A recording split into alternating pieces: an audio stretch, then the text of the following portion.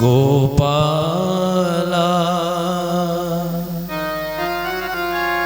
राधे गोपाला राधे गोपाला गोपाला प्यारे नंद लाला राधे गोपाला गोपाला प्यारे नंद लाला प्यारे प्यारे गोपाला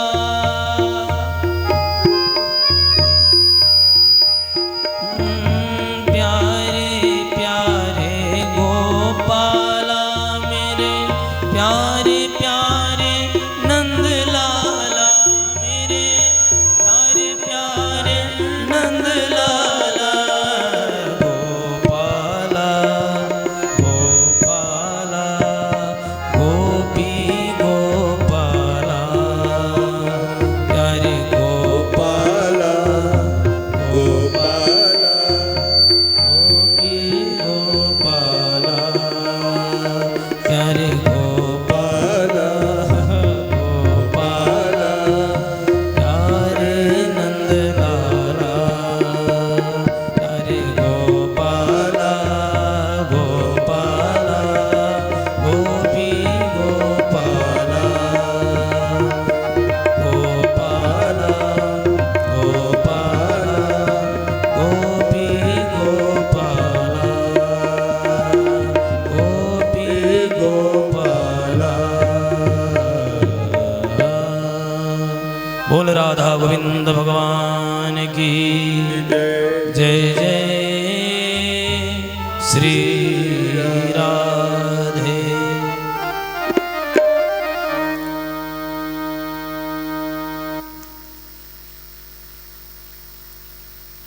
अनंतानंत अखंड कोटि ब्रह्मांड नायक भगवान श्री बाल कृष्ण लाल की वांगमयी प्रतिमूर्ति स्वरूपा श्रीमद् भागवत महापुराण भगवान की मंगलमयी कथा के प्रथम सत्र में आज हम सभी साक्षात ठाकुर जी के गोद में ही बैठ के कथा सुन रहे हैं। ऐसा कामना करें।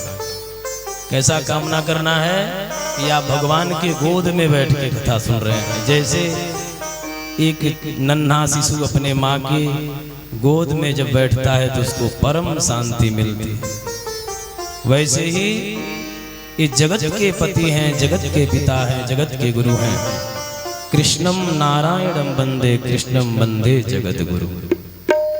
तो ऐसे परम पिता के पावन गोद में बैठ के हम मंगलमयी कथा सुन पा रहे हैं। ऐसा परिकल्पना करें।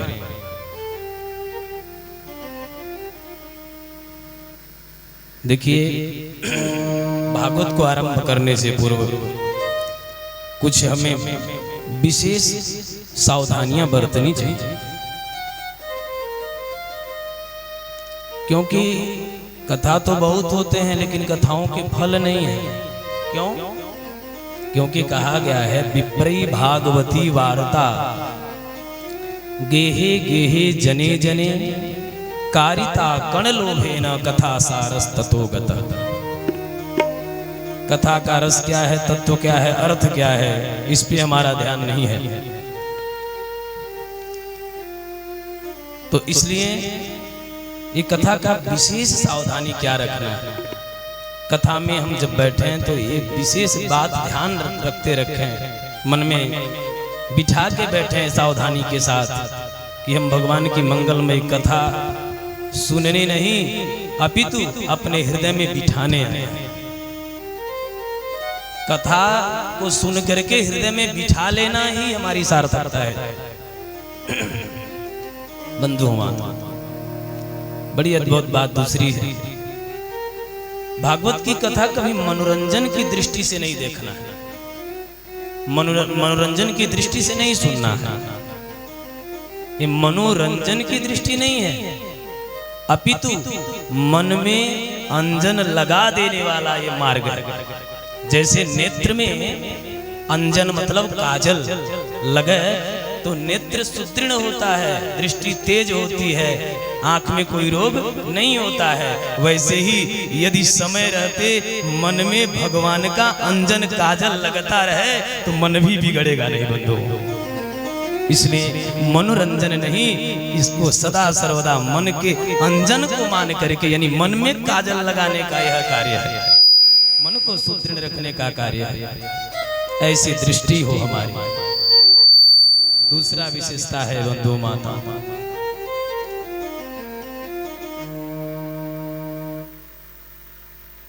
भागवत में कितने अक्षर हैं? 4 अक्षर। देखिए मंगलमयी कथा भी कहाँ हो रही है? कहाँ हो रही कथा जी? आपको बता दें, पैसे तो बहुत लोगों के पास है,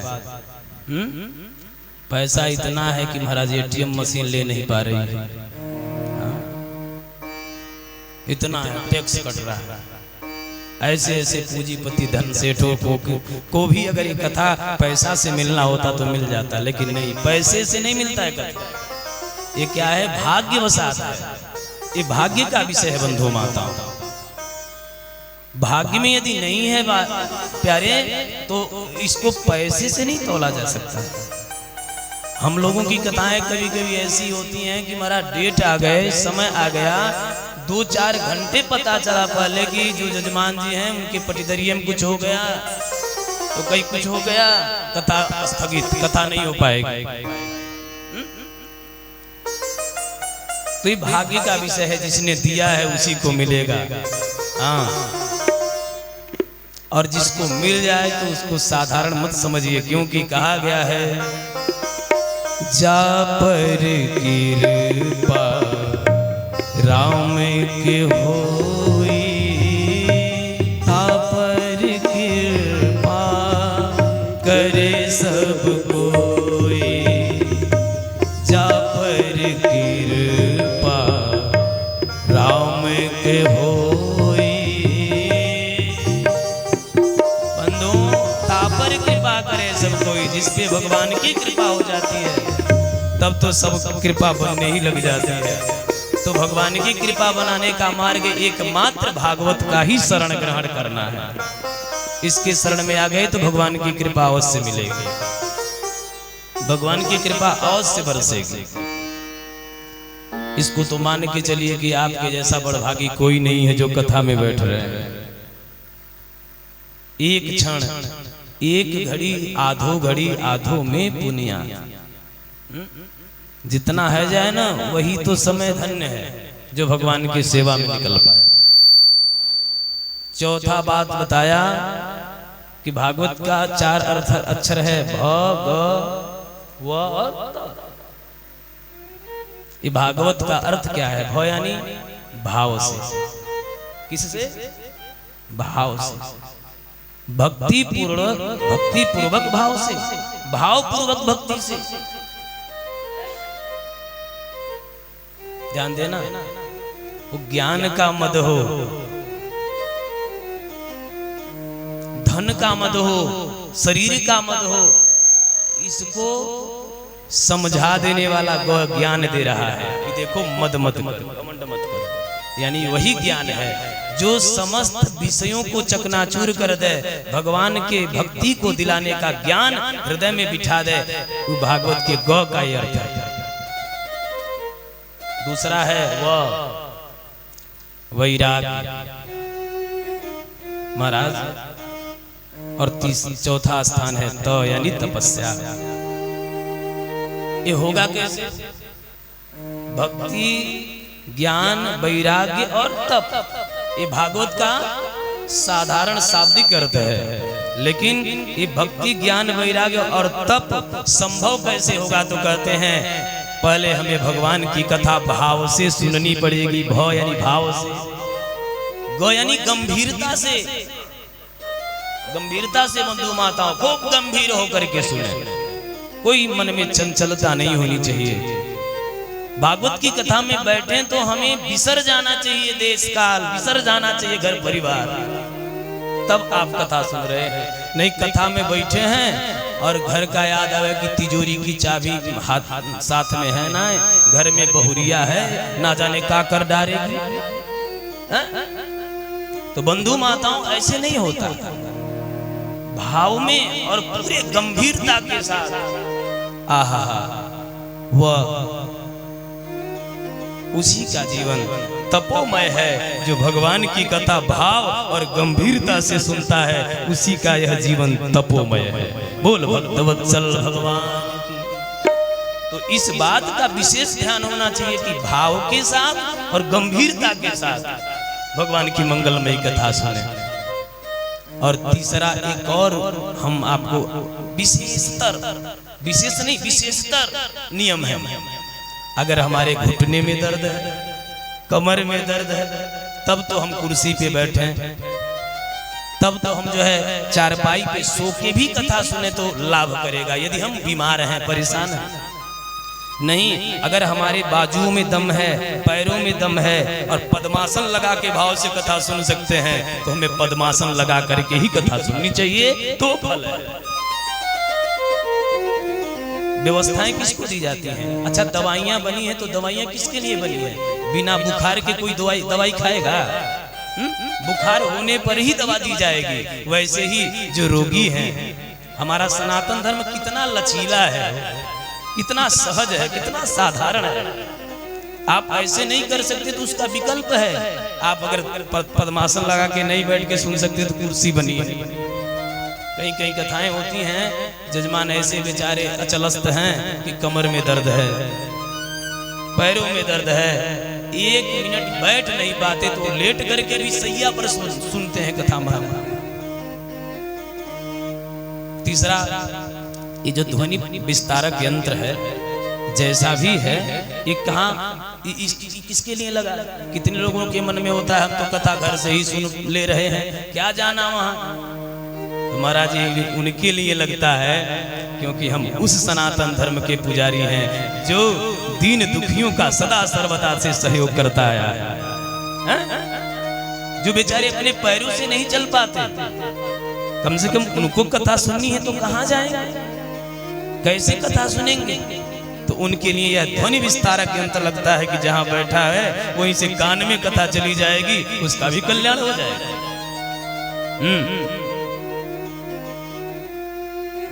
बंधुओं माताओं, एक विशेष और सुंदर नियम है। कहते हैं इस संसार में, इस जगत में भगवान को मिला देने का यदि कोई सामर्थ्य रखता है तो वह श्रीमद् भागवत है। क्योंकि भागवत के प्रथम स्कंद में भगवान वेदव्यास जी कर रहे हैं, श्रीमद् भागवता लाभः सतु गीतः सुखादिभिः। ये श्रीमद् भागवत महापुराण की कथा जो सुखदेव की वाणी से गाई गई है, यह साक्षात भगवान के धाम और भगवान को मिला देने वाली है, इसमें कोई दो राय नहीं। जिस क्षण हम भगवान की कथा में बैठते हैं, बैठना तो छोड़ दीजिए, अगर आपके घर में न्योता पहुंचा है, कार्ड पहुंचा है, और कार्ड के पहुंचने के कारण यदि आपने मन में ठान लिया कि हम कथा सुनने चलेंगे, अभी आप कथा पंडाल में आए नहीं, केवल मन बना लिया कि कथा सुनने चलेंगे, तो उसी समय से भागवत जी की कथा का फल आपको मिलना चालू हो जाता है। इतनी विशेषता है।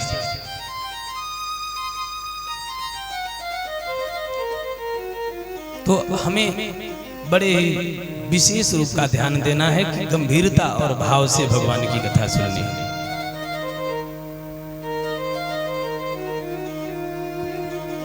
और एक प्रमाण भी ले लीजिए, कथा में हम सब बैठे हैं, आज कथा का प्रथम दिवस है।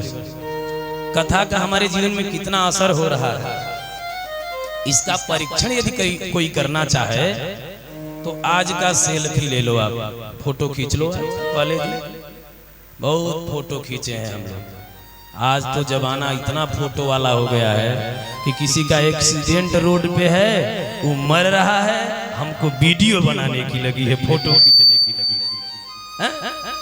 ऐसी मानवता हमारी मर गई। ठीक है बंधु माताओं, खींचते हो अच्छी बात है, तो कम से कम उस मोबाइल को भी तो सार्थक बना दो। यहाँ खींचना जरूरी है। आज हम प्रथम दिन अपना फोटो खींच लें और 7 दिन 9 दिन 11 दिन 13 15 17 19 21 दिन जिसको जैसा सामर्थ्य कथा सुन रहा है उतने दिन तक अपना फोटो खींचते जाओ। प्रथम दिन के फोटो में दूसरे दिन तीसरे दिन मिलाते जाइए। जिस दिन पूर्णाहुति होगी उस दिन अद्भुत आपका रूप होगा। क्या उस आपके चेहरे पे चमक है, क्या आपके उस हृदय में भक्ति का जो है रस झलक रहा है चेहरे पे, ये पता लग जाएगा।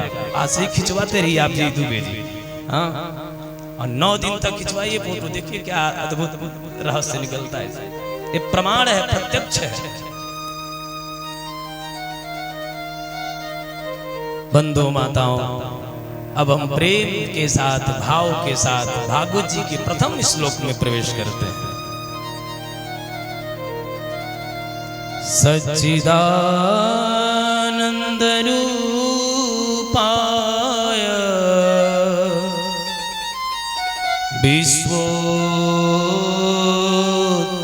विश्वोत्पत्त्यादि हेतवे तापत्रय विनाशाय श्री कृष्णाय वयं नमः। अब किसी ने कहा महाराज इतनी विशेषता आप बात कर दिए भागवत जी की, तो आखिर इनका रूप क्या है? क्योंकि जाने बिन ना हो ही प्रतीति, बिन प्रतीति हो ही नहीं प्रीति। अच्छा, किसी की खूब बड़ाई कोई कर दे और उसके बाद में आप न जानते हो तो प्रीति कैसे बनेगी, भाव कैसे बनेगा? तो वैसे ही भागवत की बड़ाई आपने तो बहुत बताई, तो आखिर उसका रूप क्या है? तो प्रथम रूप बताया भागवत जी का। क्या रूप है? तो सच्चिदानंद रूपाय। भगवान का रूप कैसा है? तो सत घन चित घन और आनंद घन है। भगवान सत्य हैं। और कौन से सत्य हैं? तो महाराज आदि मध्यांत सत्य हैं। इनके अलावा कोई सत्य है ये स्वप्न में भी हमें नहीं सोचना चाहिए कि भगवान के अलावा अन्यत्र और कोई सत्य हो। क्योंकि जिस संसार को हम सत्य मान रहे हैं मिथ्या है, अगर मिथ्या नहीं होती तो अनायास ही छूट जा रहा है। अच्छा, कोई संसार को छोड़ने का प्रयास करता है क्या? कोई छोड़ना चाहता है क्या? नहीं, लेकिन अनायास ही छूट जाता है, बिना प्रयास के छूट जाता है। इस नासवान शरीर को कोई भला छोड़ना चाहता है क्या? कितना मोह है प्यारे बंधु माताओं, कि एक सुई डॉक्टर की नहीं सही जाती है, बीमारी के लिए बीमारी सही करने के लिए लगाता है, लेकिन वो सुई भी नहीं सही जाती। इतना हमने मोह कर रखा है इस शरीर, जबकि ये शरीर क्या है? नासवान है, इसको मिट जाना है। बंधुओं माताओं, लेकिन परमात्मा ही एक परम सत्य है जो आदि मध्यांत है, जिनका कभी लय होता ही नहीं है, विनाश होता ही नहीं है। क्योंकि कहा गया है सत्यमेव जयते, सत्य सदा सर्वदा विजयी है, जय है। लोग कहते हैं कि सत्य को हमने परास्त कर दिया। बंधु माताओं, सत्य परास्त होने का विषय है ही नहीं। विचार करो, लोग कहते हैं मैंने पानी से आग को बुझा दिया। नहीं नहीं, ऐसा नहीं है। आग को बुझने का मन था तब आपने बुझा दिया। नहीं तो विचार करें, अग्नि के ऊपर जल है, जल के ऊपर क्या है? पृथ्वी है। बोल भक्तवत्सल भगवान की। अगर प्रमाण लेना है तो अगर जल के ऊपर पृथ्वी नहीं है तो हम नलकूप से पानी कैसे पाते हैं? नलकूप से पानी कैसे पाते हैं? तो जल भीतर है, जल के ऊपर पृथ्वी है, और पृथ्वी जिस जल पे टिकी है वह जल किस पे टिका है? तो अग्नि पे टिका है। तो बंधु माताओं, अगर आग पानी जो है आग को बुझा देता तो अग्नि ने ही इसको अपने सिर पे रख रखा है, तो क्या बुझ नहीं जाती अग्नि? तो अग्नि को जल बुझा नहीं सकता। जब तक उस अग्नि के मन में अपने स्वयं शांति करने का विषय ना बने। वैसे हम भी अगर शांत मन चित्त बनाना चाहें तो बन सकता है, नहीं तो कहीं दुनिया में शांति मिलेगा? यहाँ देखिए, बिना पैसा का, बिना जो है किसी रसीद टिकट काटे आपको एकदम शांति दिया जाएगा 9 दिन तक चाहिए। यहाँ कौनो प्रकार के टेंशन आएगा नहीं, क्योंकि यहाँ महाराज संसार की बात नहीं है, संसार बनाने वाले की बात चल रही है। बोल भक्तवत्सल भगवान की। क्योंकि कहा गया है संसार में कौन हित बाकी बाही। एक शब्द सुन लीजिए, अरे पैसा बिन बाप कहे, बेटा ही कपूत भयो। सुन लीजिएगा, पैसा बिन बाप कहे, बेटा ही कपूत भयो। और पैसा बिन भाई कहे, बंधु दुखदाई है। पैसा बिन नारी कहे, निखट्टू के पाले पड़ी। अब पैसा बिन सास कहे, कहाँ को जमाई है। अरे पैसा बिन यार पास, पैसा बिन भगनी पास। बंधु माताओं, पैसा बिन देव नहीं करत सहाय है। इसलिए कहत प्रवीणानंद दास, पैसा तुम राखो पास। क्योंकि पैसे बिन मुर्दे ने लकड़ी ना पाई है। आज के जमाने में मुर्दे को बिना पैसा के लकड़ी भी नहीं मिल रही है। लेकिन धन का महत्व कहाँ है? कैसे धन का महत्व है? तो कहते हैं, तपा टका धर्मम टका कर्मम टका ही परमम तप। जस्य गृहे टका नास्ति, हाँ टका टक टकायत। महाराज जी, धन भी कैसे हो? तो धर्म से कमाया धन, तप तपस्या से किया गया धन हो। उस धन के द्वारा आपका क्या होगा? कल्याण होगा। अब बेईमानी चोरी डांका डाल के कमाइएगा तो वो इसे लूट जाएगा। तो सावधानी रखने की आवश्यकता। महाराज जी, इसलिए मैंने कहा कि ये भगवान का रूप कैसा है? तो अकाट्य है, स्थिर है, वह विचलित होने वाला नहीं है। रूप कैसा है? तो सत्य है, सत्य है। दूसरा रूप क्या है भगवान का? तो चित्त है, यानी प्रकाश में। जीव को अंधकार रूपी कूप से, कुएं से निकाल देने के लिए भगवान ही प्रकाशमय होकर के गुरु के रूप में, संत के रूप में, भगवंत के रूप में, ब्राह्मण गो पंडित के रूप में मिल जाते हैं। चित्त रूपी, यानी चित्त कौन है? हृदय। लोग कहते हैं देहाती भाषा में, तुहरे हृदय में अन्हारे बा। तो चित्त क्या है? तो भगवान का प्रकाश रूप है हृदय में। आखिर हृदय से ही सोच करके हम न्याय और अन्याय संगत दोनों बात सोचते हैं।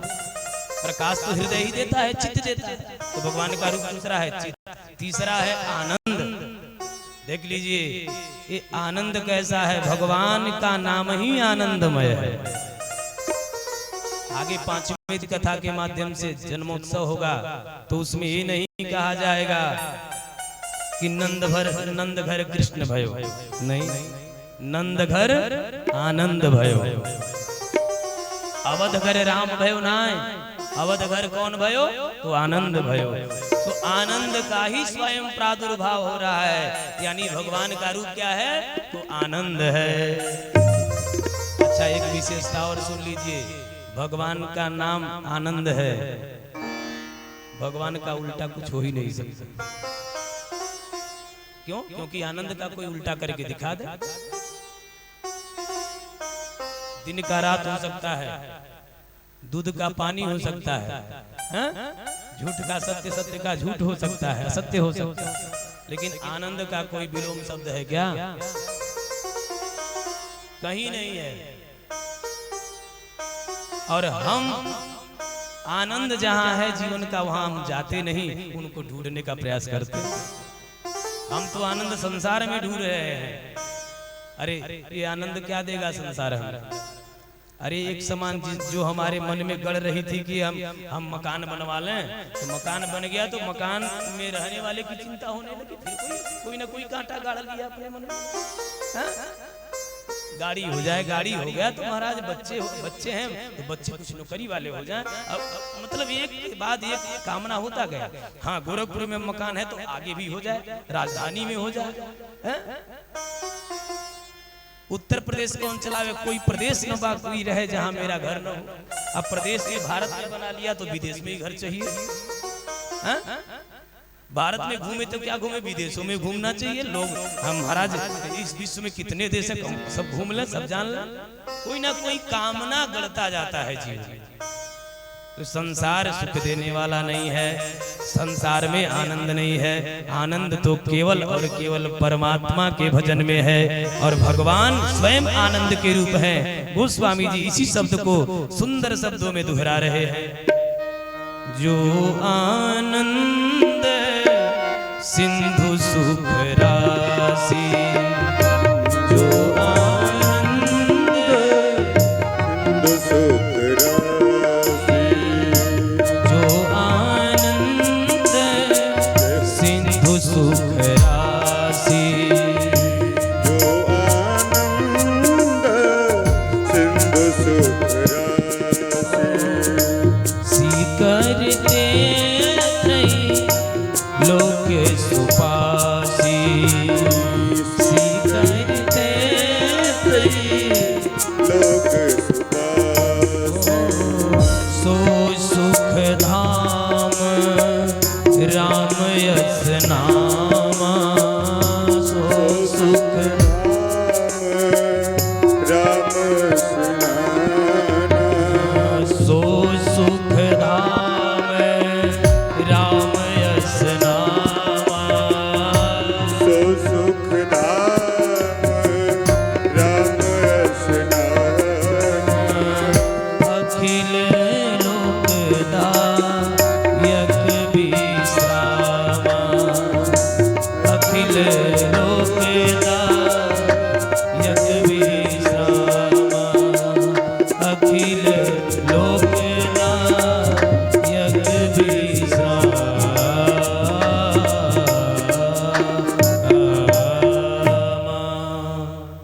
अखिल लोकदायक विश्राम, सो सुख धाम।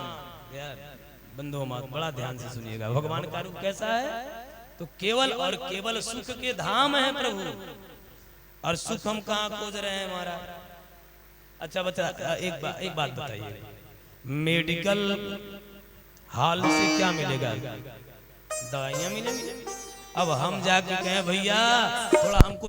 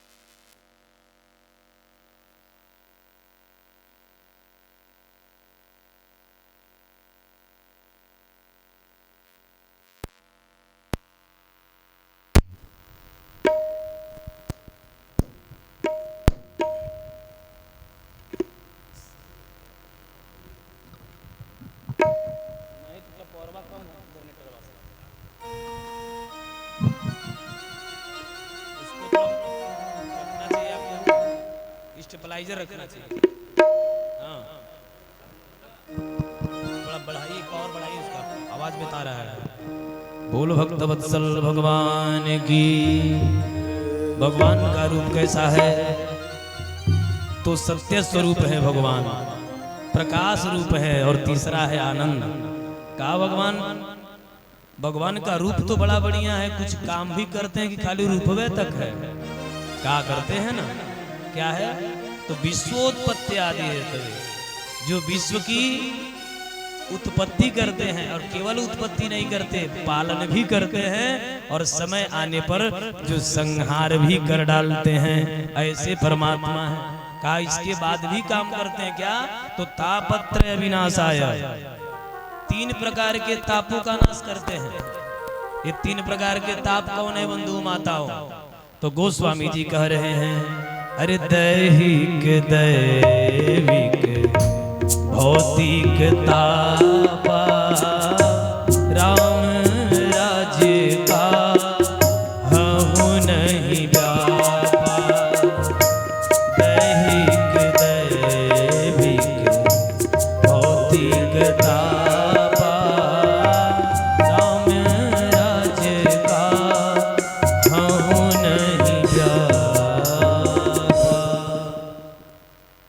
कहाँ हूँ नहीं व्यापा? किसके? भगवान के राज्य में ये 3 प्रकार के ताप भी जीव के शरीर में नहीं सताते, दैहिक दैविक और भौतिक। अच्छा दैहिक ताप क्या है? शरीर से कष्ट, शरीर से कष्ट। अब कष्ट हर प्रकार का जान ही रहा है आदमी, शरीर में कौन कौन कष्ट हो सकता है। दूसरा है दैविक, दैविक आपदा, खूब जोर का धूप होना, अतिशय वृष्टि होना, अतिशय ठंडा पड़ जाना, ये क्या है? कौन सा ताप है हमारा जी? दैविक ताप है। देवताओं के द्वारा लोग कहते हैं ना, विधाता भगवान कुपित हो गई माने, लग रहा जला देंगे धरती को। तो ये कौन सा है? दैविक ताप है। और भौतिक कौन है? तो जो भौतिक संसाधनों के द्वारा हमें कष्ट मिलता है, जो भौतिक संसाधन है। ये 3 प्रकार के तापों का समूल विनाश कर देते हैं। ऐसे भगवान सच्चिदानंद घन को हम बारंबार प्रणाम करते हैं। श्री कृष्णाय वयम। दूसरा श्लोक श्री सुखदेव जी की वंदना कर रहे हैं। यम प्रव्रजन्तमनुपेतमपेत कृत्यम, द्वैपायनो विरह कातर आजुहा, पुत्रेति तन्मयतया तर्वोऽभिनेदुस्, तं सर्वभूत हृदयं मुनिमानतोऽस्मि। ये सुखदेव जी कैसे हैं महाराज जी? तो कहते हैं यम प्रव्रजन्तमनुपेतमपेत कृत्यम। ये व्यास नंदन सुखदेव जी जब माँ के गर्भ में आए तो 12 साल तक गर्भ में रहे माँ के। 12 साल, 12 वर्षों तक सुखदेव जी, जिस गर्भ को नरक से भी बदतर बताया गया कि गर्भवास समम दुखम न भूतो न भविष्यति, नरक की यातना भोगने पर भी उतना कष्ट नहीं मिलेगा जितना माँ के गर्भ में जीव को प्राप्त होता है। उस माँ के गर्भ को सुखदेव जी ने क्या तो मंदिर बना दिया बंधु माता। ऐसे सुखदेव जी जब जन्म लेते हैं तो कहते हैं पुत्रेति तन्मयतया तर्वोऽभिनेदुस्। जन्म लेने के बाद जब यह जीवन जो है गृहस्थ जीवन त्याग करके, परित्याग करके जन्म लेते ही महाराज उत्तराखंड के तरफ जाने लगे तो पिताजी अपने पुत्र विरह में पीछे पीछे हाय पुत्र कहते हुए दौड़ने लगे। सुखदेव जी आगे आगे जा रहे हैं और व्यास जी पीछे पीछे दौड़ रहे हैं। मार्ग में एक बड़ा कौतूहल हुआ, बड़ा महाराज अद्भुत घटना घटी। क्या हुआ? तो बीच मार्ग में एक सरोवर था और उस सरोवर में पोखरे में कुछ माताएं स्त्रियां नग्न नहा रही थी, नंगा धड़ंगा स्नान कर रही थी। सुखदेव जी जब गए ना तो महाराज उन जवान स्त्रियों को लेस मात्र भी शंका नहीं हुआ, संकोच नहीं हुआ, लज्जा नहीं हुई। लेकिन जैसे ही बूढ़े बाबा व्यास जी गए तो व्यास जी को देखते ही माताओं ने अपने नंगे शरीर को ढकना चालू कर दिया, वस्त्र पहनने लगे।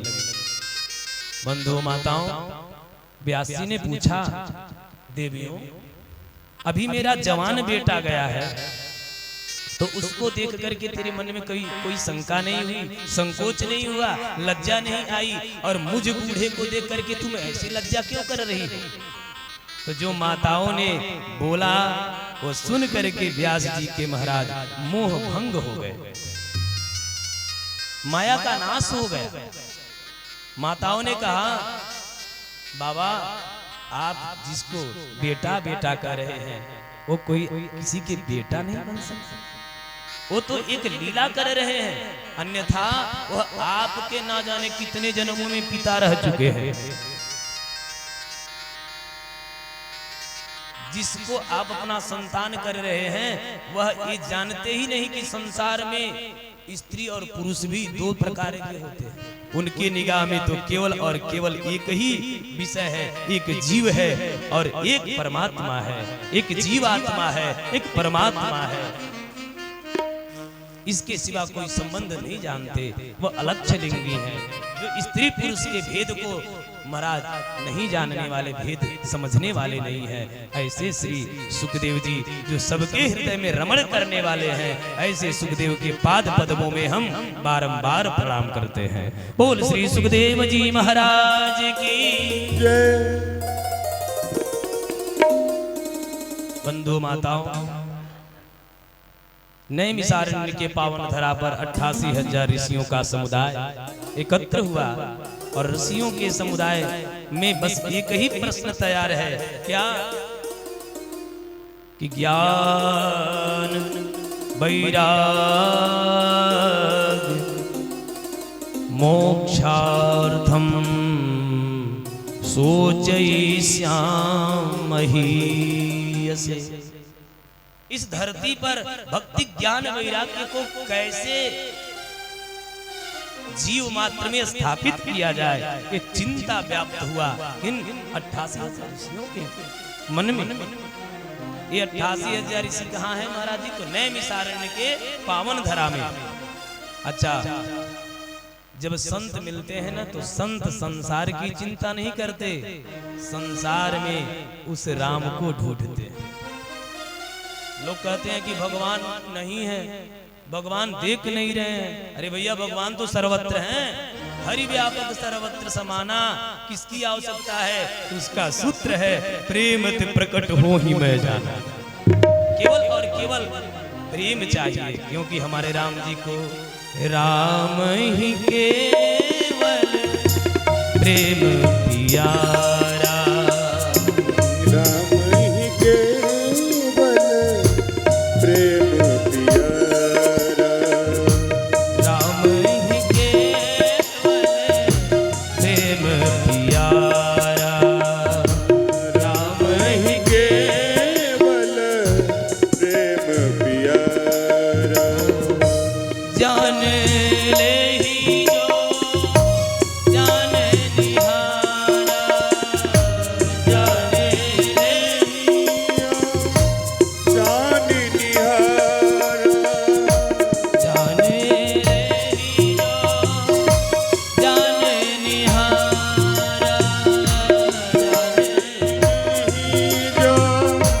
जान निहारा, राम ही केवल प्रेम प्यारा, राम ही केवल प्रेम प्यारा, राम ही केवल प्रेम प्यारा। किसकी आवश्यकता है? किसकी आवश्यकता है? प्रेम की आवश्यकता है। हाँ? आज प्रेम करिएगा तो अपने पत्नी में ही दुर्गा दिखेगी, प्रेम करिएगा तो लक्ष्मी है, आप प्रेम न करिए, झगड़ा करिए तो है काली। हाँ?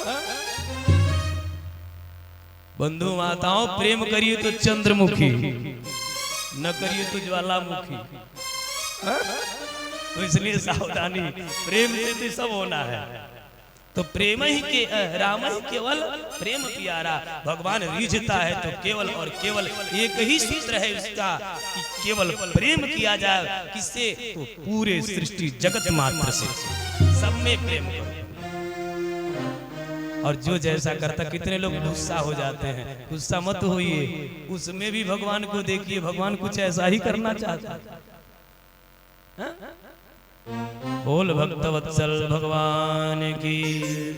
तो 88,000 ऋषियों का समुदाय बैठा और उन 88,000 ऋषियों के बीच में श्री जब मन में विचार हुआ कि भक्ति ज्ञान वैराग्य को कैसे स्थापित किया जाए, तो इतने में उन 88,000 ऋषियों के बीच में 16 वर्ष के श्री सूत जी का आगमन हो गया।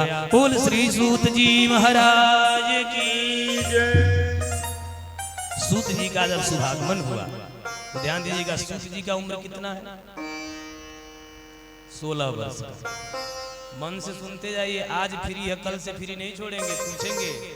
हाँ, एक क्लास ऐसा है कि प्राइमरी से लेकर पीएचडी तक की बात होगी। हाँ, सबकी बात चलेगी यहाँ, एक क्लास ऐसा है। हाँ, तो चूंकि अब यहाँ सबका ध्यान देना पड़ेगा। कभी कोई पत्नी जी क्या बात आएगा, कभी पति देवता की बात आएगी, कहीं बेटा तो कहीं पतोई तो कभी बच्चा, तो सबकी बातें आएंगी, सबका क्लास चालू होगा और सबका क्लास लिया भी जाएगा, चालू भर नहीं होगा। तो बंधु माताओं, बड़े भाव से सुना जाए। कहते हैं कि उन 88,000 ऋषियों के मध्य जब 16 वर्ष के सूत जी का आगमन भया, तो 16 वर्ष के सूत जी के सामने सभी महाराज ऋषि महर्षिगण खड़े होकर के साष्टांग दंडवत कर रहे, प्रणाम कर रहे। अब विचार करिए, एक एक ऋषि ऐसे हैं जिनके सिर पर जटाजूट महाराज सुमेरु पर्वत के समान हो गया। कई कई हजार वर्ष के महाराज कितने ऋषियों का उम्र है। ऐसे उसमें ऋषिगण हैं जिन्होंने अपने जीवन में कई चतुर्युगी देख लिए। सतयुग, त्रेता, द्वापर, कलयुग कई बार बीत चुका, यह उन्होंने देख लिया।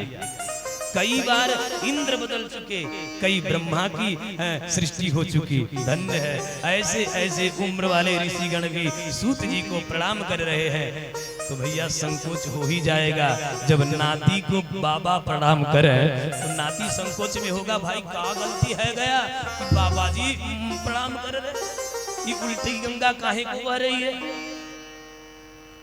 तो ऐसे ही सूत जी को बड़ा चिंता हुई और सूत जी थोड़ा सा संकोच में आ गए। तो उन देखो 88,000 ऋषिगण है ना, तो सबको अगर श्रोता सब बन सकते हैं, लेकिन जजमान एक विशेष होना चाहिए, क्योंकि जजमान ही सूत्रधार है। जैसे दुबे जी आज आप सूत्रधार हैं, जितने आप पहुंचेंगे सबको कथा का आनंद मिलेगा और सबको लाभ मिलेगा, लेकिन जजमान तो दुबे जी ही आप कहे जाएंगे। कि भृगुरासन दुबे जी और श्रीमती सुमित्रा देवी जी आप दोनों जजमान बने हैं। तो मुख्यता तो आपकी है, श्रेष्ठता तो आपकी है। तो वैसे ही इन 88,000 में श्रोता किसको बनाया जाए, मुख्य जजमान किसको बनाया जाए, तो उस मुख्य जजमान के चयन में सौनक जी का नाम आया, जो परम कुशल है कथा सुनने। रसामृत रसस्वाद कुशलः सौनको ब्रवीत। तब परम कुशल श्री सौनक जी बोल पड़े कि महाराज आप चिंता न करें, कोई धन में बड़ा होता है, कोई पद में बड़ा होता है, कोई उम्र में बड़ा होता है। ध्यान दीजिएगा, कोई कद में बड़ा हो जाता है, लेकिन ये सब के सब वहाँ ढीले हो जाते हैं, वहाँ छोटे हो जाते हैं जब कोई ज्ञान का बूढ़ा पहुँचता है, कोई विद्वान पहुँचता है। क्योंकि कहा जाता है कि स्वदेशे पूज्यते राजा विद्वानः सर्वत्र पूज्यते वंदते। विद्वान की पूजा तो सर्वत्र है, विद्वान की पूजा शरीर से नहीं उसके वाणी से होती है। बंधुओं माता, कहा गया है धन वृद्धा बल वृद्धा आयु वृद्धा तथैव च ते सर्वे ज्ञान वृद्धा किंकिरा शिष्य किंकरा। महाराज जी तब सूत जी के मन में थोड़ा सा शांति हुआ। आज 88,000 ऋषियों के बीच में व्यास मंच पे बिछाया गया है और व्यास मंच भी कितना अद्भुत है। तो बालू की भीत बन गई और उसी बालू के भीत पर बैठ करके श्री सूत जी कथा आरंभ कर रहे हैं। बोल सूत जी महाराज की। मुख्य श्रोता के रूप में सौनक जी ने प्रश्न किया। क्या प्रश्न है? सौनक उवाच अज्ञानध्वांत विध्वंस सूर्यकोटि समप्रभः सूताख्याहि कथासारं मम कर्णरसायनम्। क्या कहते हैं कि हे सूत जी महाराज, आप ऐसी अद्भुत कथा सुनाओ जिस कथा के सुनने से हमारे हृदयगत अंधकार का सदा सर्वदा विनाश हो जाए। इस प्राणी मात्र जीव मात्र के हृदय में जो अंधकार भरा है वह अंधकार कैसा है? तो केवल माया मोह मद रूपी मैं मेरा जिसका लगा है, ये मेरा है, ये मेरे हैं, मेरे शरीर के नातेदार रिश्तेदार मेरे हैं और ये शरीर मेरा है। मैं मेरा तू तेरा जिसके हृदय में सदा सर्वदा घूम रहा है, इससे परे होकर के परमात्मा ही हमारे हैं, परमात्मा ही सबके हैं। ये जाग जाए, वह भक्ति ज्ञान वैराग स्थापित हो जाए, इसकी विशेषता हो जाए, प्राप्त हो जाए। यही कामना किया सौनक जी ने सूत जी से। भक्ति ज्ञान विराग्या तो विवेको वर्धते महान। कि ऐसा विवेक उत्पन्न हो कि भक्ति ज्ञान वैराग्य स्थापित हो। और देखिए भगवान की कथा बड़ा ही विस्तृत है, भगवान की कथा बहुत विशाल है और हमारा संसार में घूमने वाला दिमाग अतिशय सूक्ष्म है, छोटा है, मेमोरी छोटी है और इसमें फिट करने वाला कथा तो बहुत लंबा चौड़ा है। तो कैसे फिट होगा? तो इसको छोटा से छोटा बना करके श्रेयसाम जद भवक्षेय पावनानाम च पावनम मंगलानाम च मंगलम। अतिशय सार जो हो, सार तत्व उसको हमें सुनाइए जो पावनों का भी पावन कर दे, अपावन को तो पावन बना ही दे। साथ ही साथ महाराज कहते हैं कि जो पावन का भी पावन कर दे, अति पावन कर दे, मंगलों का भी जो मंगल कर दे। श्रेयसाम जद भवक्षेय पावनानाम च पावनम। और कृष्ण प्राप्ति करम शाश्वत साधनम तदवदाधुना। वह भगवान श्री कृष्ण के पावन चरणों में भक्ति बना देने का कोई श्रेयस्कर उपाय हो तो उसको कह सुनाइए। तब तो गदगद हो गए सूत जी।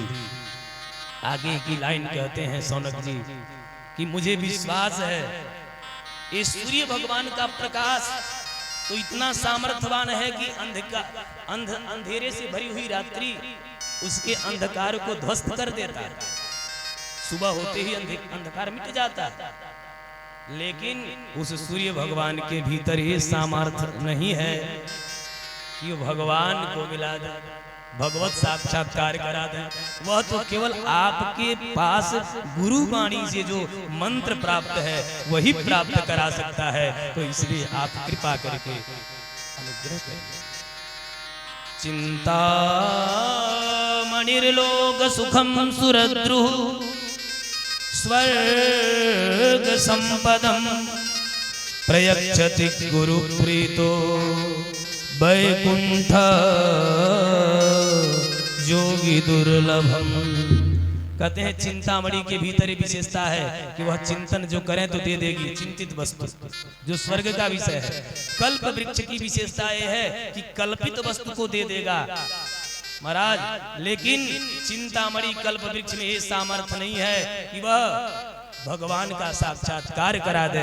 यह तो केवल और केवल गुरुदेव की वाणी जो आपको प्राप्त है उसी के भीतर सामर्थ्य है, जो बड़े बड़े जोगियों को भी दुर्लभ है। वह वैकुंठाधिपति भगवान के भक्ति को दिला देने और मिल जाने का मार्ग आपको प्राप्त है गुरुदेव की वाणी से, तो कृपा करके हमें पिलाइए। तब तो सूत जी गदगद हो गए और गदगद होकर के सूत जी बोल पड़े। श्री सुत उवाच काल व्यालम मुखग्रास त्रास निर्णास हेतवे श्रीमद्भागवतम शास्त्रम कलौकीरेण भासितम। दुबे जी क्या कह रहे हैं? कलौकीरेण भासितम। इस कलयुग के कलुषित प्राणियों का जो विवेक मर चुका है, ज्ञान मर चुका है, जिसके हृदय में कोई वैराग्य तप तपस्या की बात बैठती नहीं है, राम की बात खटाई लगती है बंधु। हाँ, ये हिरण्याकशिपुआ की वाणी है, कथा में आएगा। हिरण्याकशिपु कहता है प्रहलाद जी से कि तुम मेरा नाम जप करो, मैं ही भगवान हूं।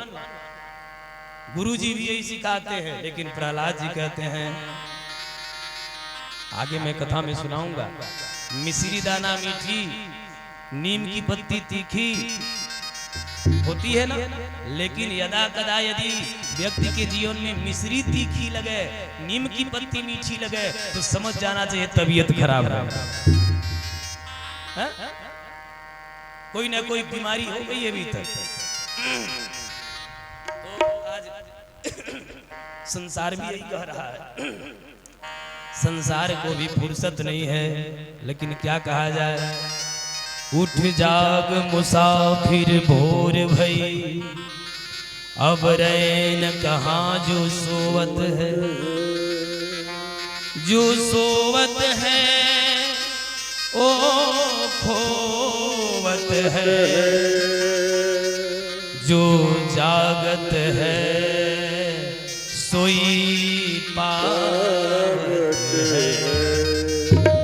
जागने में ही भलाई है, तो जाग भी जाइए, तो केवल झगड़ा करने के लिए नहीं जागिए, हाँ, राम जी को रिझाने के लिए जागिए। या निशा सर्वभूतानां तस्याम जागर्ति संयमी। रात्रि सोने के लिए थोड़ी बनी है, रात में भी 3 लोग जगते हैं बंधु माता। कौन कौन? जोगी, भोगी और रोगी। जोगिया किसमें जगता है? तो अपने जोग साधना में, क्योंकि संसार जिसमें सोता है उसको बड़ा शांति मिलता है और भगवान से भजन करता है। और रोगी अपने पीड़ा में कष्ट में जगता है, और भोगी अपने भोग विलास में काम में जगता है। तीनों में अंतर है कि नहीं? लेकिन वास्तव में जगना जोगी का ही धन्य है। अरे जगावे कौन जोगिया हो, जोग जती के, जोग जती के, जगावे कौन जोगिया, जोग जती के, जोग जती के, ब्रह्मा जगावे, विष्णु जगावे,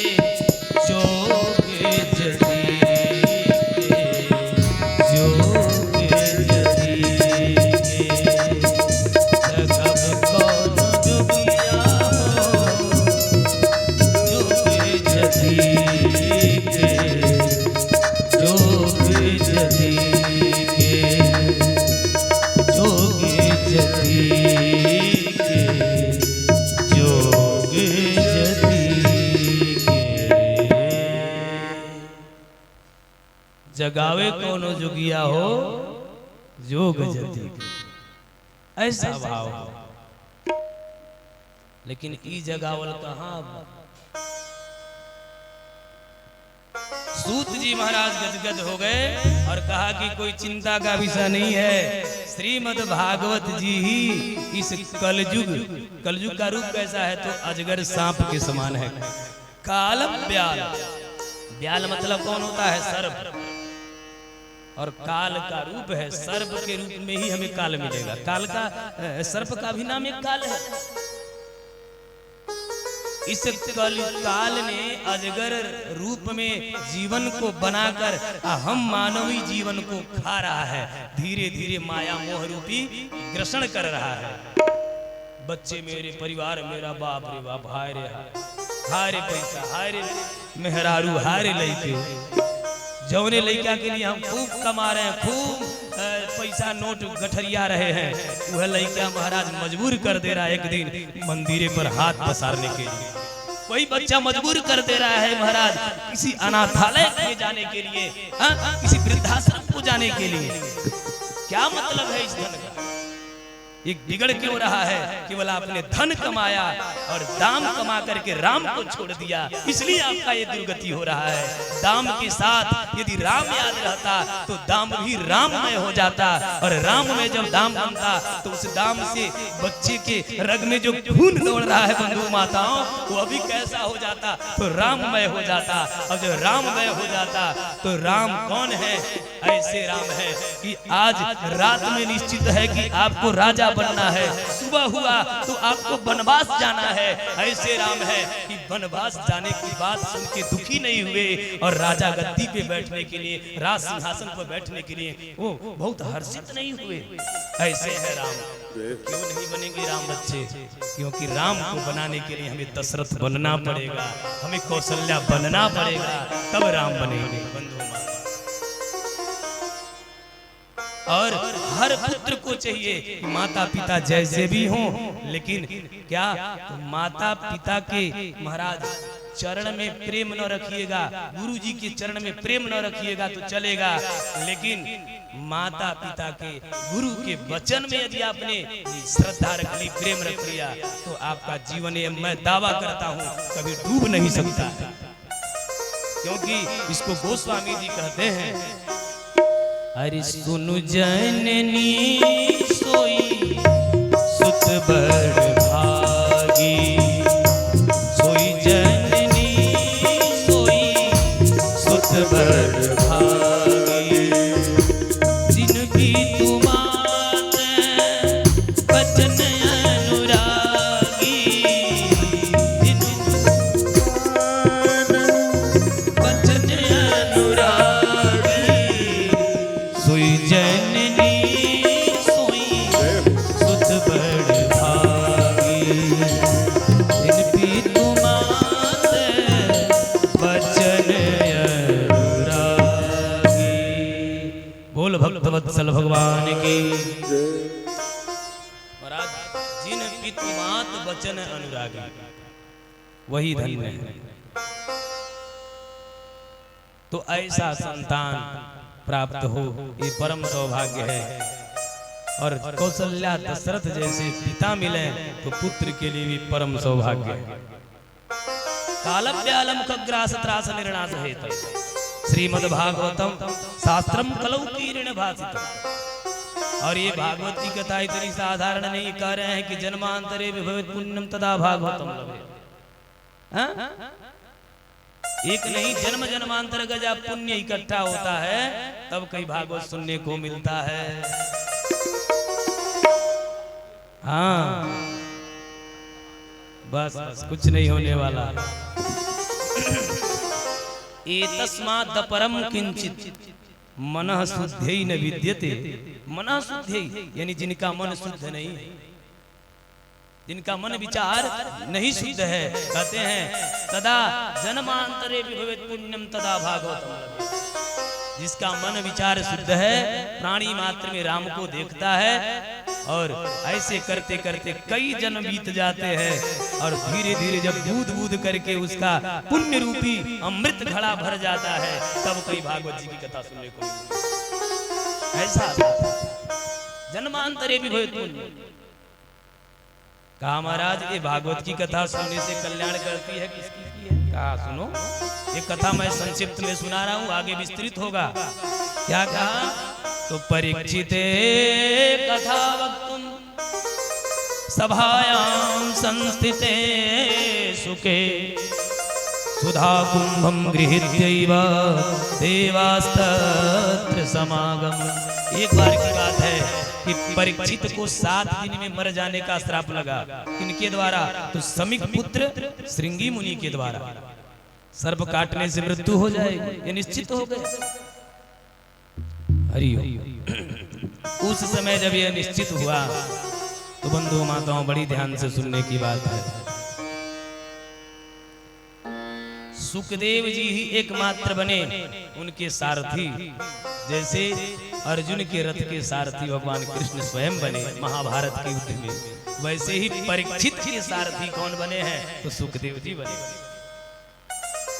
आज व्यास नंदन सुखदेव जी कथा व्यास रूप में उपस्थित हुए, कथा सुनाने लगे। कहाँ? गंगा नदी के किनारे।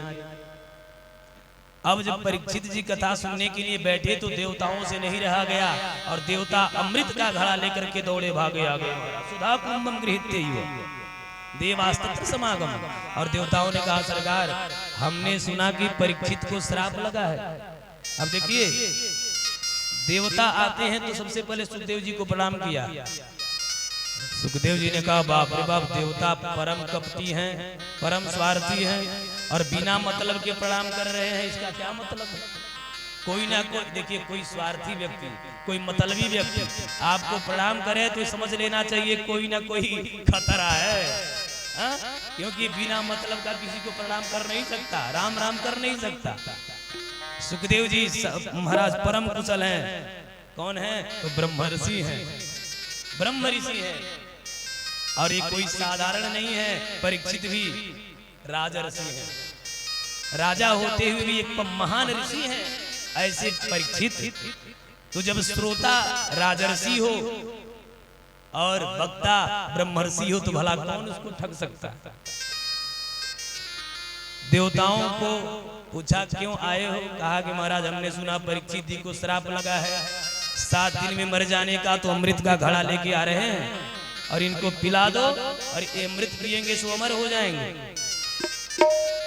और हम इसके बदले में हमको कथा अमृत पिला दो, भागवत सुना दो। आप विचार करिए, इतने से विशेषता जान लीजिए भागवत जी का। ये अमृत इतनी आसानी से मिलने वाला नहीं।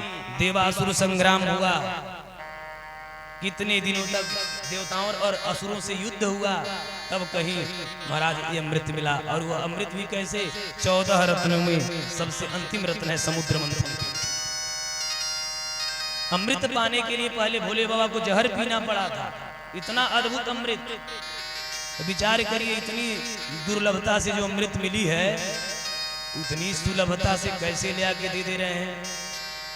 भागवत की अपेक्षा में, भागवत की तुलना में इतने से ही समझ जाना चाहिए कि भागवत कितना अद्भुत होगा।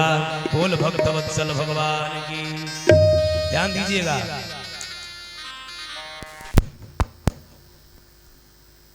क्व सुधा क्व कथा लोके क्व कांचः क्व मणिर्महान ब्रह्मराटो विचार्यैवं। महाराज जी तदा देवान् जहासः। सुन लीजिएगा दुबे जी कहते हैं क्व कथा क्व सुधा लोक क्व कांचः क्व मणि। बारे देवता, जिस अमृत को आप इस भागवत जी के समकक्ष तुलना चाहते हो, तौलना चाहते हो, इसकी और उसकी बराबरी कहाँ है? कैसा है? तो कहते हैं भागवत की कथा कौन? तो कहते हैं वो मणि ही, ये मणि है। और अमृत क्या है? तो को कांच, कांच मतलब शीशा। अब शीशा का टुकड़ा देकर के कोई लाखों करोड़ों की मणि लेना चाहे, ये संभव है? इसको अदला बदली कहा जाएगा? नहीं, इसको तुम्हारा सीधे और सीधे बेईमानी कहा जाएगा। हाँ? ठग कहा जाएगा। ध्यान देना बंधु माताओं। उसके बाद कहते हैं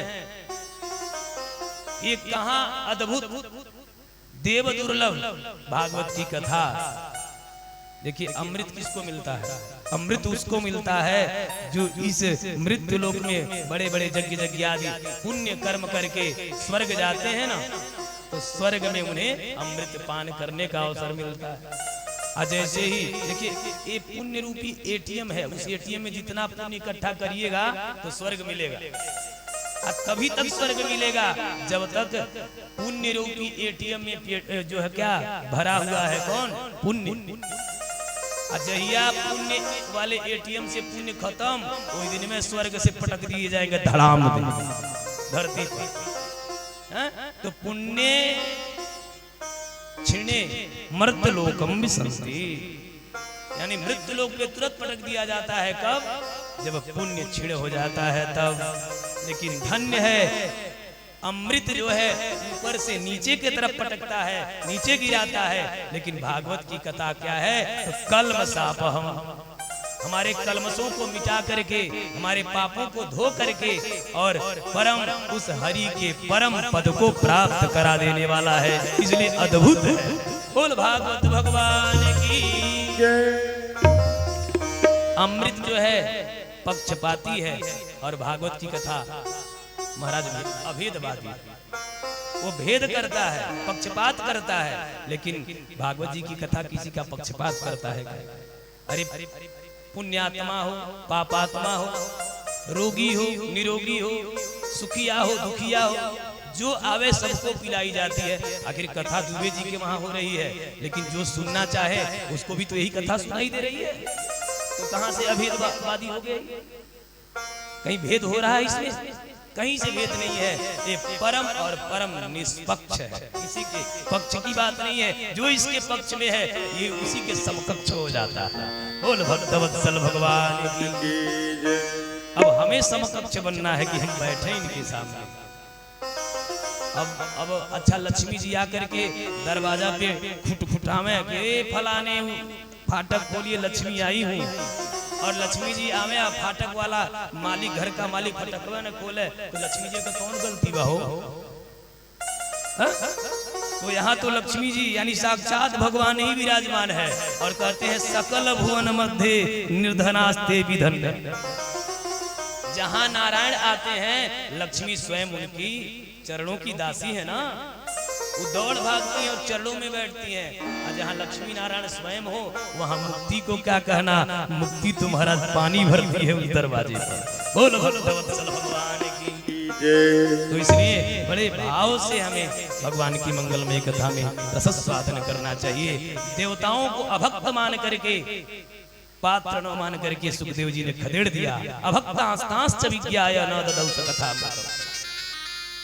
कथा रूपी अमृत देवताओं को भी दुर्लभ है। देवताओं को खदेड़ दिया सुखदेव जी ने, जाओ तुम इसके अधिकारी नहीं हो।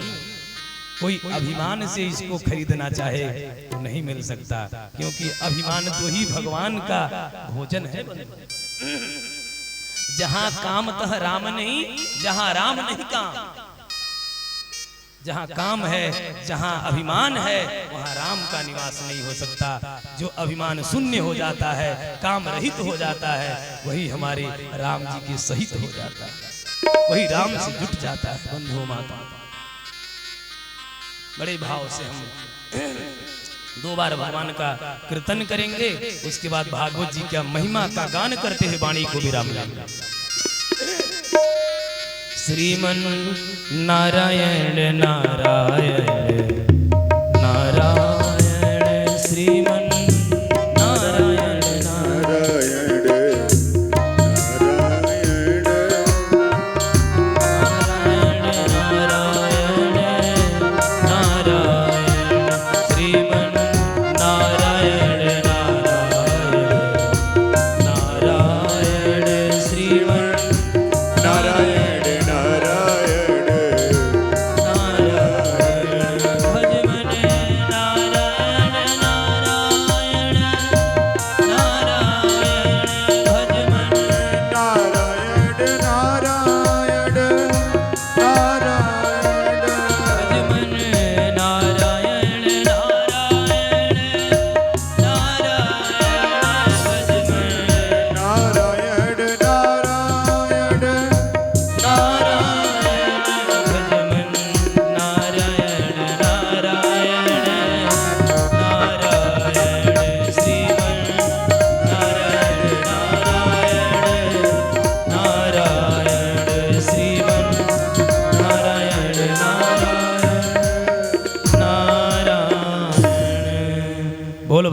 वत्सल भगवान की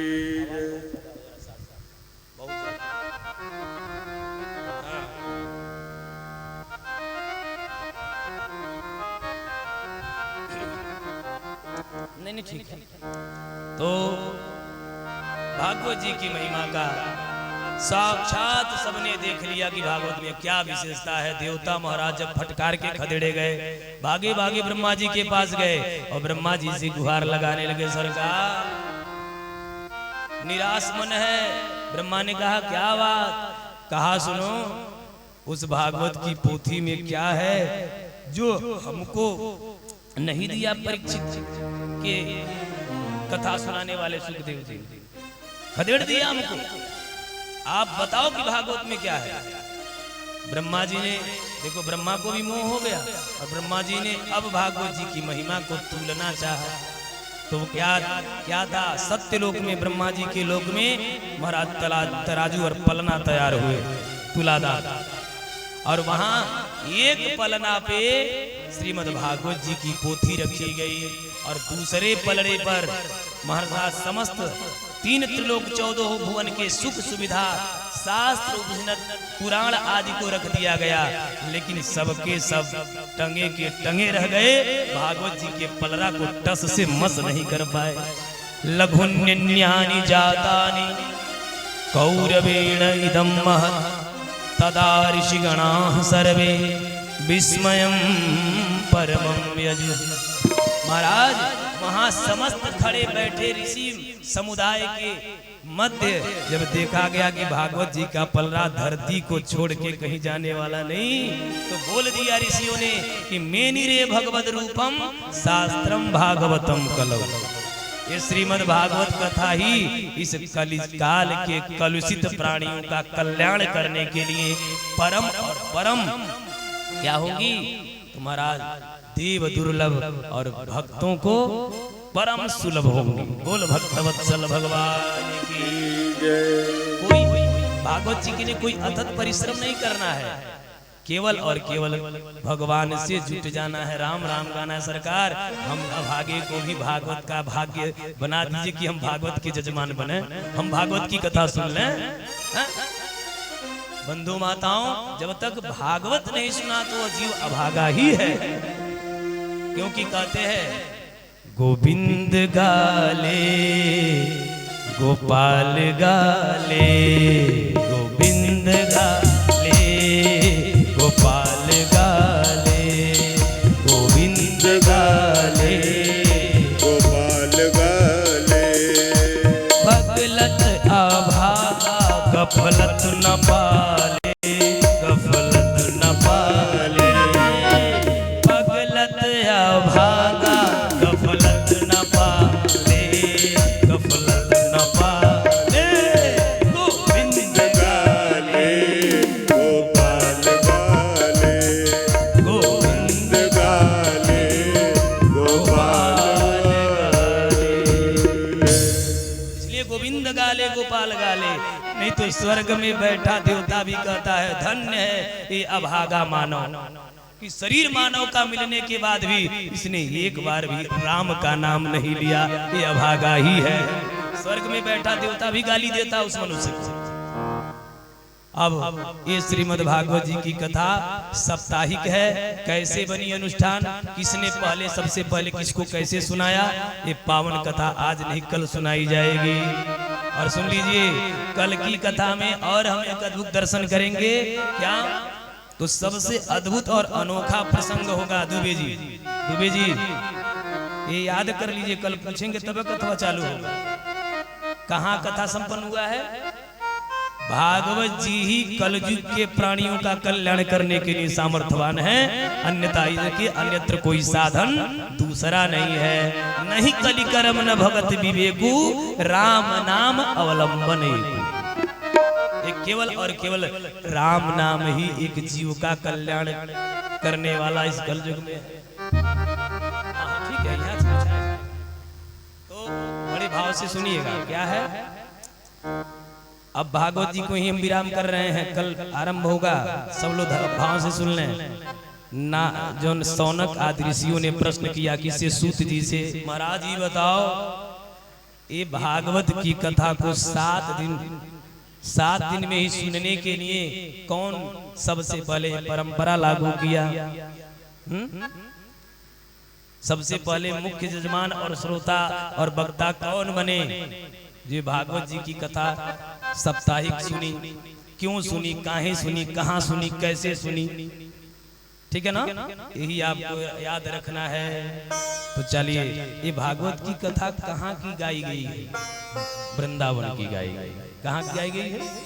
वृंदावन। तो इसलिए आइए वृंदावन अपने मन को लेके चलें। बाबू थोड़ा सा कपूर जला दिया जाए, किसी की भोग लगवा दी जाए, सभी खड़े हो जाएं और भाव से अरे वृंदावन जाने को जी चाहता है,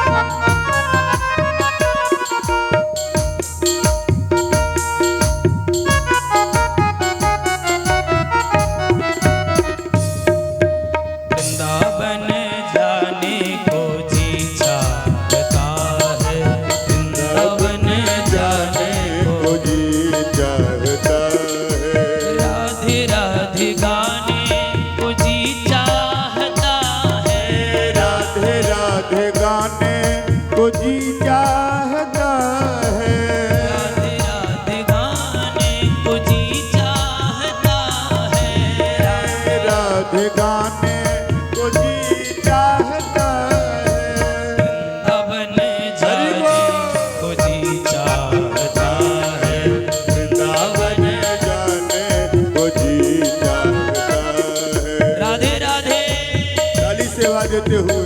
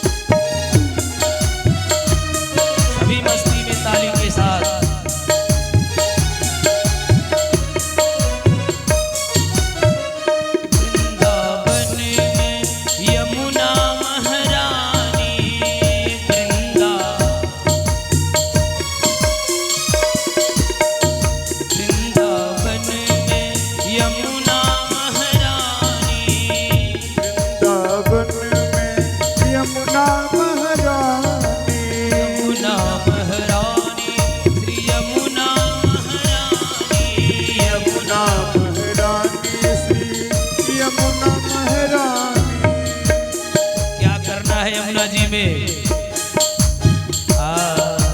गोता लगाने को जी चाहता है, गोता लगाने को जी चाहता है, डुबकी लगाने को जी चाहता है, डुबकी लगाने। सभी ताली सेवा करते रहे। बन जाने को जी चाहता है, वृंदावन जाने को जी चाहता है। हरि हरि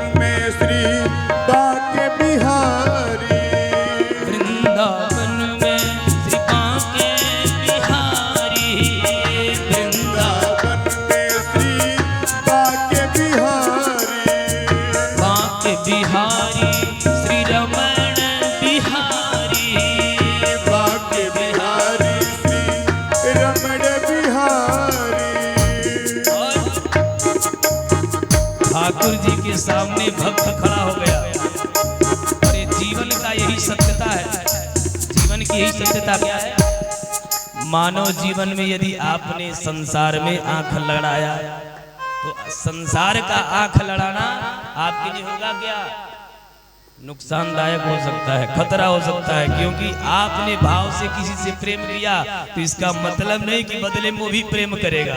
लेकिन मेरे ठाकुर का यह वचन है कि कोई एक कदम मेरे लिए चल के देखे, मैं उसके जीवन से दुख और संताप न मिटा दूं तो कहना। इसलिए भक्त कहता है, अरे नैना लड़ाने को जी चाहता है, जी चाहता है, नैना लड़ाने को जी चाहता है, नैना लड़ाने को जी चाहता है, वृंदावन जाने को जी चाहता है, वृंदावन जाने को जी चाहता है, राधे राधे गाने को जी चाहता है, राधे राधे गाने को जी चाहता है, राधे गाने को जी चाहता है, राधे राधे गाने को जी चाहता है, वृंदावन जाने को जी चाहता है, वृंदावन जाने को जी चाहता है, राधे राधे गाने को जी चाहता है, राधे राधे गाने को जी चाहता है, वृंदावन जाने को जी चाहता है, वृंदावन जाने को जी चाहता है, राधे राधे गाने को जी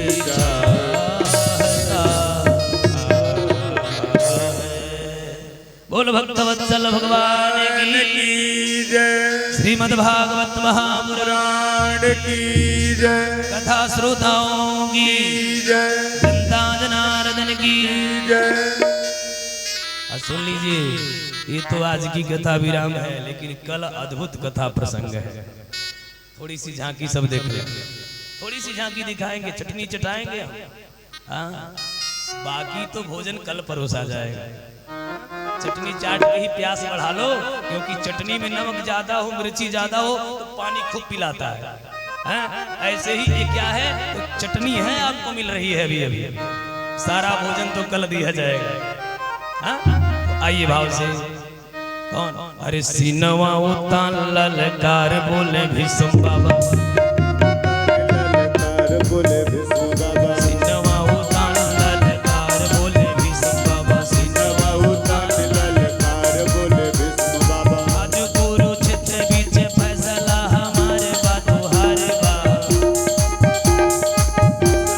हमार बतोहार बा, भागीमान यशोदा के कौन बा भावनाथ भागीमान, तुझे घीव माखन के लागल पहाड़ बा, तुझे घीव। अरे तबो कुरुक्षेत्र बीचे, अरे फैसलाई होई जाई। आवाज कम करिए, झाल बजाइए केवल। हाँ, अरे तबो कुरुक्षेत्र बीचे का, अरे फैसलाई होई जाई। कौन फैसला? त दूध धारी दार बाकी पानी पानी दार बा, दूध धार दर बाकी पानी पानी दर बा, दूध धारी दार बाकी पानी पानी दार बा। काबा दूध धारी दार बाकी पानी पानी दार बा। जय ये कल पता लगेगा ये कौन प्रसंग है। तो भगवान कृष्ण से भीष्म पितामह जी कह रहे हैं, ये कथा कल आएगी। हाँ, यहाँ तक हम लोग कथा कल सुनेंगे। आप परसों की कथा तो महाराज रसगुल्ला बरसे, हाँ, रसगुल्ला बरसेगा। रसगुल्ला किस रंग का होता है न जानते हो लोग, तो आएंगे जरूर। आई ना समझिए कि केवल सफेद है वाला, हाँ, कुछ और भी रंग बिरंगा है, हाँ? तो इसलिए परसों के प्रसंग में, यानी परसों कौन है, कौन सा दिन है परसों? संयोग से शुक्रवार, और शुक्रवार में शंकर भगवान का विवाह महोत्सव किया जाएगा। इसमें दिव्य झांकी भी आपको दिखाई जाएगी। भोले बाबा अपने समस्त कुटुंबियों के साथ, भूत प्रेत बेतालों के साथ महाराज आएंगे और दिव्य दर्शन भी कराएंगे। और दुबे जी के इस प्रांगण घर को हिमाचल प्रदेश, यानी मैना जी पार्वती जी का जन्मस्थल, और कुछ क्षण बाद कैलाश पर्वत भोले बाबा बना देंगे इस घर को। क्या दिव्य घर है यह! आज यह नैमिषारण्य बना, वृंदावन धाम बना, कल महाराज क्या बनेगा? तो हस्तिनापुरी बनेगा। अब परसों कैलाश हो जाएगा, हो परम शिव जी का महाराज निवास स्थल हो जाएगा। तो दिन प्रतिदिन अद्भुत धाम है यहाँ, जो पहुँचता है समस्त धामों में घूमने जाने का फल प्राप्त हो जाता है। तो सभी प्रेम से 2 बार संकीर्तन करते हुए वाणी को विराम करें। प्रसाद वितरित कर दिया जाए, आरती दिखवा दी जाए। आरती दिखा दी सबको।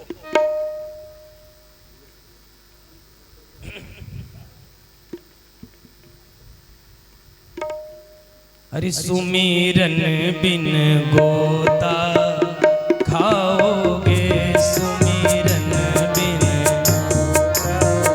खाओगे, सुमिरन बिन गोता खाओगे, सुमिरन बिन गोता खाओगे। भजन बिना पछताओगे,